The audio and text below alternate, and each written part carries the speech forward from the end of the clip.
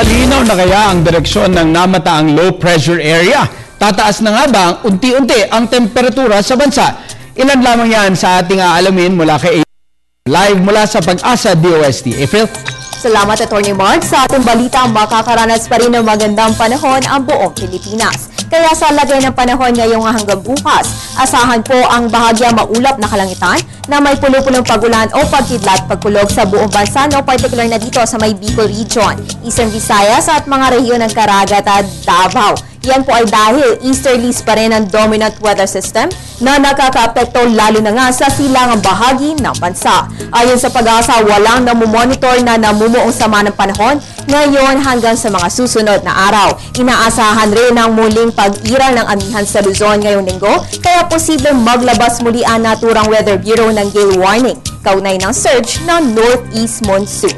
At yan ang pinakahuling balita mula dito sa Pag-asa DOST. Para sa Telebisyon ng Bayan, April Enerio.